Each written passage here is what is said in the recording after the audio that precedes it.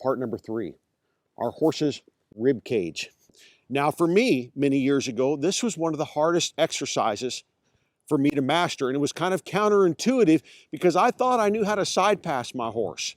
But as I really began to define what my horse's body was doing, I was really just leg yielding. A leg yield for me means my horse is stepping to the right, but he's a little bit counterbent. You see how he's looking to the left? Or when I step my horse over to the left, he's a little counterbent, looking to the right. A simple leg yield. And if all I need to do is open and close a gate or pick up my soda can off the fence, that's probably good enough. But if you're wanting to advance your horsemanship, we want to go from the leg yield to what I'm going to clearly define as a side pass. For part number 3, the horse's rib cage, I want my spur right in the middle of my horse's belly. And then when we move part number 4, our horse's hind end, we're going to have that spur right back by the back cinch. So you really need to think about it. Maybe you need to get a friend to help you figure out where your spur is at any given time. Do you know when it's up by the front cinch? Do you know when it's way back here? Because if you're not careful, that's what everybody does. They just bend that knee and they spur them right there like that. We need to learn a technique to turn that toe out and put that spur right where we want it. So for me, part number 3, the horse's rib cage denotes a side pass in contrast to a leg yield. That means he's stepping over with straightness and I can see the eye in the direction in which I'm going. So I'm going to go to the right. I'm going to pick up on my horse. I'm going to lift with my right rein towards my left shoulder, get my left spur right in the middle of my horse's belly, and walk my horse over sideways with straightness. Now, if you can't see either eye when you do it, you're in the ballpark.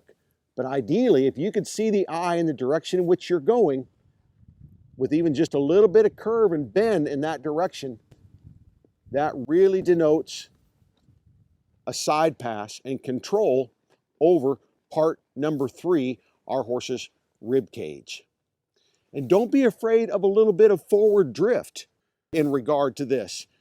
A little forward is all right. Backwards is not going to serve you well at all. If you're going backwards, your horse is going to hit like this. So I might come in here and step my horse forward and push my horse over to the left with some forward.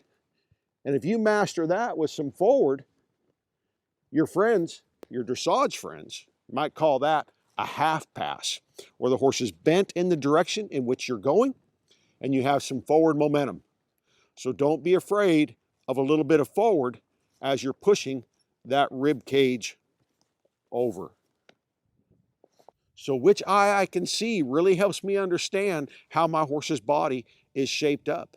But here, when we're asking the rib cage to move over in part number 3, I want to be able to do it with straightness and see that horse's right eye as I step over. It's the difference between a side pass and a leg yield. Part number 3, rib cage. You don't have to do it just like I do it, and you don't have to call it just what I call it, but you've got to do something to get control over these body parts. You get these body parts working for you, you get control of each one of these areas of your horse's body, then you will be prepared for higher levels of performance, and you can go on and do those things that you've always envisioned doing and always dreamed about. I'm Richard Winters, and I appreciate you watching.